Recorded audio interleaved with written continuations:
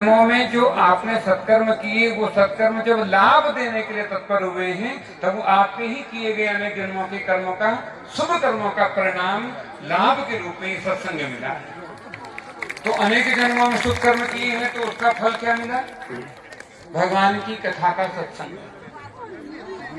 और वो कथा का सत्संग जीवन में लेकर के आती है व्यासपीठ, और व्यास जगत की गुरु कही गई है। व्यासपीठ जगत गुरु है। और वर्तमान में हम देख रहे हैं, आज कथा सुनकर के कितने समय से कथा बांट रहे हैं, लगभग 22 वर्ष हो गए कथा बांटते बांटते। और वर्तमान में जो कथा का स्वरूप हो गया है, जिसमें नाच गाना संगीत ये सबकी प्रधानता है। किंतु यहाँ बैठ करके जो हमने संगीत भी सुना, भगवान के भजन भी सुने, अनेक अनेक रागों का यहाँ पर हमने श्रवण किया, तो भी ये संगीत अरुचिकर जान नहीं पड़ा जो संगीत आज वर्तमान में कथा में चल रहा है।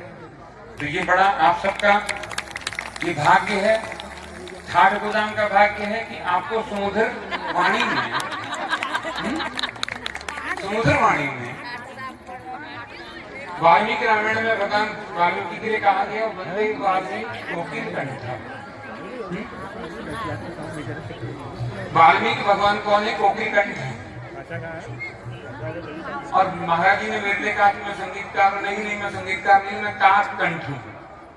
और मुझे उसी में आनंद है कि मैं काक कंठ हूँ, क्योंकि वर्तमान में जिस कथा के स्वरूप को हम जान रहे हैं, वो काक के मुख से अच्छी लगती है।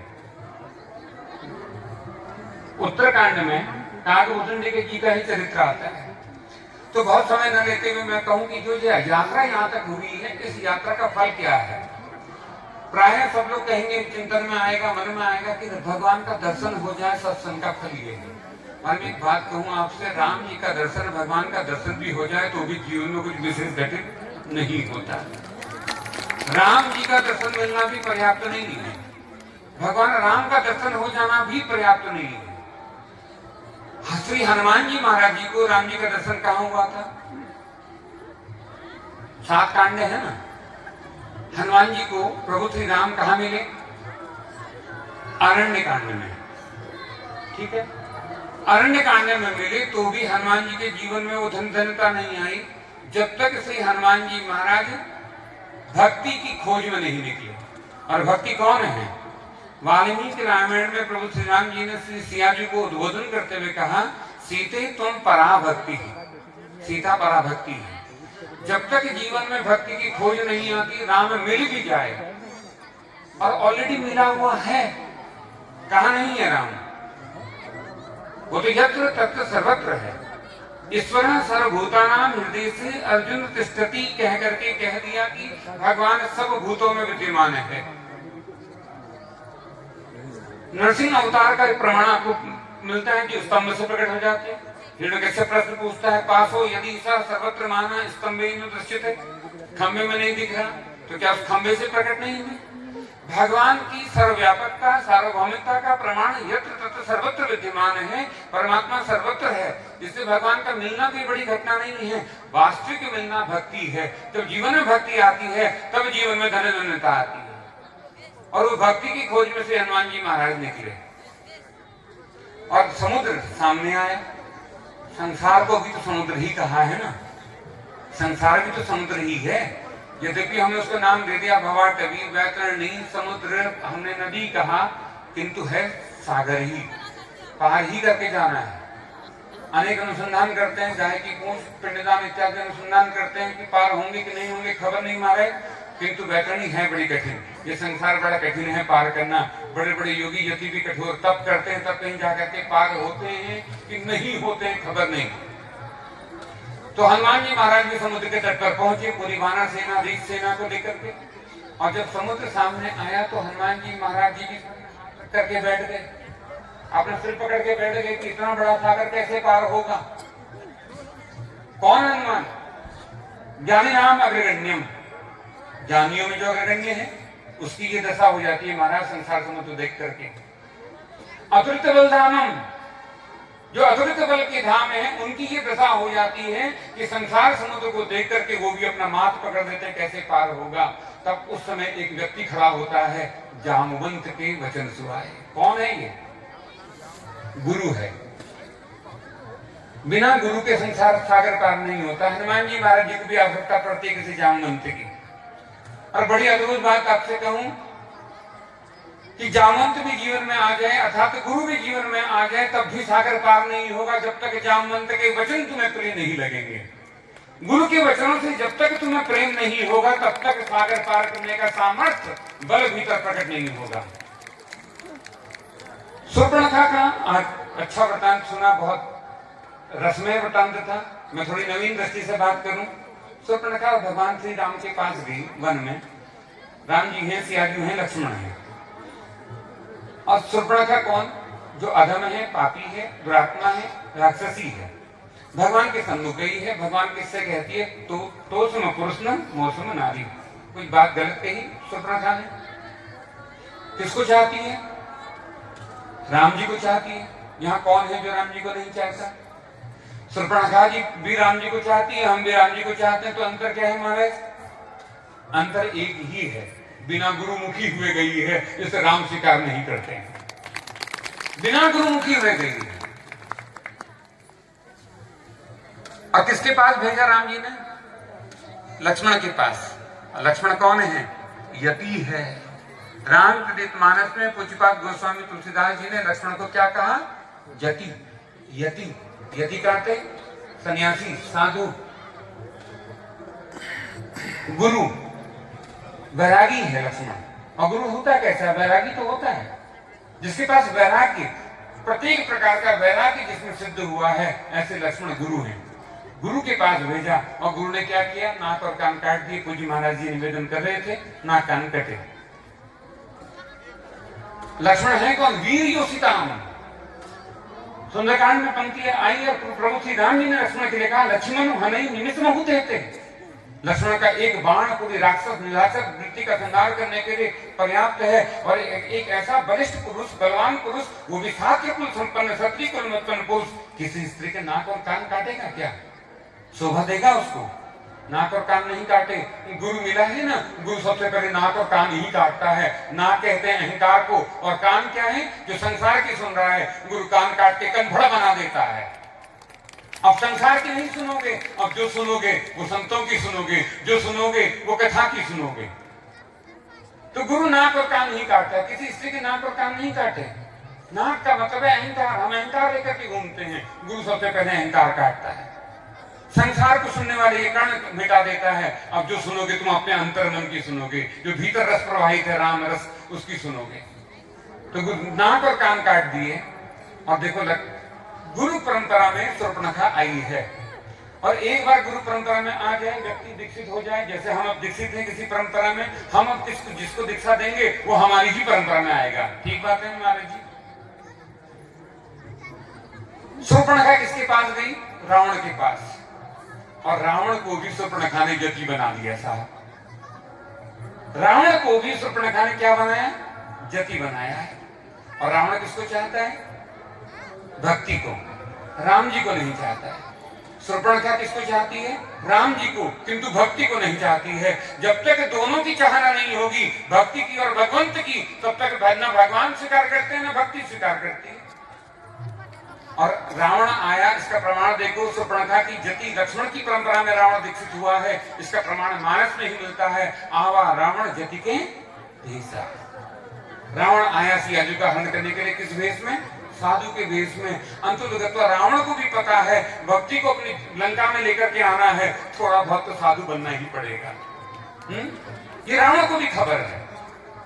तो पूरी परंपरा का दर्शन होता है। गुरु से परंपरा लक्ष्मण से शुरू हुई, शूर्पणखा तक पहुंचती है, शूर्पणखा से होते हुए रावण तक पहुंचती है। किंतु रावण राम जी को नहीं चाहता, इष्ट को नहीं चाहता, भक्ति को चाहता है। हम भी भक्ति चाहते हैं, तो भी ना भक्ति स्वीकार कर रही है रावण को, ना राम जी स्वीकार कर रहे हैं शूर्पणखा को, क्योंकि दोनों, न शूर्पणखा ना रावण, दोनों गुरुनिष्ठ नहीं हैं। और यहाँ श्री हनुमान जी महाराज समुद्र उल्लंघन की यात्रा पर निकल पड़े। क्यों? क्योंकि उनको गुरु के वचन प्रिय लगने लगे, उनको गुरु प्रिय लगने लगा है। जामवंत के वचन सुहाए और सुनी हनुमंत हृदय अति भाए। गुरु के वचन मिल भी जाए ना, तो उसे रखने की एक ही जगह है, हृदय। अपने हृदय में गुरु के वचनों को रखो, संसार सागर पार हो जाता है। भक्ति की यात्रा में व्यक्ति निकल पड़ता है। और भक्ति की यात्रा में भी निकले तो बाधाएं आएंगी महाराज, बिना बाधाओं के संपन्न नहीं होता। पहली बाधा कौन सी आई है? मैनाक पर्वत। क्या कहा श्री हनुमान जी से? थोड़ी देर विश्राम करिए। ये मैनाक कौन है? हमारे भीतर का प्रमाद, हमारे भीतर का आलस्य। ये कहेगा रुक जाओ अभी, 10 माला जपते हो, आलस्य कहेगा रुक जाओ अभी। तब श्री हनुमान जी महाराज की तरह गुरुनिष्ठ होकर के कहो, राम काज कीजिए बिनु मोहि कहां विश्राम। तो पहली बाधा है आलस्य प्रमाद। फिर दूसरी बाधा आती है, तो दूसरी बाधा कौन है? सुरसा नाम अहिन के माता। दूसरी बाधा सुरसा। सुरसा क्या करती है? जैसे सुरसा बदन बढ़ावा, अपना मुख बढ़ाती जाती है। मुख बढ़ाने का मतलब मैं और मैं और मैं और मैं में बड़े होते जाना, अपने को ही बड़ा मान लेना। तो तासु दून कभी रूप दिखावा, फिर हनुमान जी महाराज दुगना रूप दिखाते हैं। फिर अंत में हनुमान जी महाराज को लगता है कि जो बहुत ज्यादा अहंकार और मैं में पड़ा हो, उसके सामने आप छोटे हो जाओ। श्री हनुमान जी महाराज छोटे हो गए, मुख से निकल करके उस बाधा को भी पार कर गए। भक्ति के मार्ग में ये मैं बाधा है, दूसरी बाधा है सुरसा, और तीसरी बाधा है सिंगिका नाम की एक राक्षसी है महाराज, और उसकी प्रवृत्ति है। ये तीसरी बाधा है भक्ति के मार्ग में। यदि भक्ति के मार्ग में निकले हो, यदि भक्ति के मार्ग का अवलंबन चाहते हो, भक्ति चाहते हो, तो तीसरी बाधा, इससे सावधान रहना। ये बाधा है सिंगिका, और इसकी एक प्रवृत्ति है, ये गगनचर खाती है। रहती कहाँ है महाराज? समुद्र में। खाती क्या है? आकाश के पक्षियों को। क्या समुद्र में भोजन की कमी है? समुद्र में तो भोजन की कमी नहीं है, समुद्र में भोजन ही भोजन है। किंतु समुद्र से भोजन नहीं खाती, जो आकाश में उठे हुए पक्षी हैं उनको अपना आहार बनाती है। ये तीसरी जो बाधा है ना, इसको कहते हैं निंदा। जो ऊंचे उड़ गए हैं उनको गिरा देना, ये निंदा, ये तीसरी बाधा है भक्ति के मार्ग में, निंदा से बचना। आप ये तीसरी राक्षसी सिंगिका से बचो, ये निंदा वृत्ति भक्ति में ना आए, ये भक्ति में बाधा है, निंदा। और चौथी बाधा आई जब पहुंच गए प्रभु से हनुमान जी लंका में, तो लंका के द्वार पर एक राक्षसी है, द्वारपाल खड़ी है, नाम लंकिनी एक निश्चरी। लंकिनी नाम की एक निश्चरी है। और श्री हनुमान जी महाराज मसी का रूप धर करके, छोटा रूप धर करके जा रहे थे, उसने पकड़ लिया। हाँ, द्वारपाल जो सेवक है लंकिनी, इतने के लिए जागरूक है, वो सचेत है, सावधान है, अपने स्वामी के प्रति भक्ति है। उसने देखा छोटा रूप धर करके एक वानर भीतर जा रहा है, पकड़ लिया और बड़े गर्व से कहा, मोर आहार जहां लगी चोरा।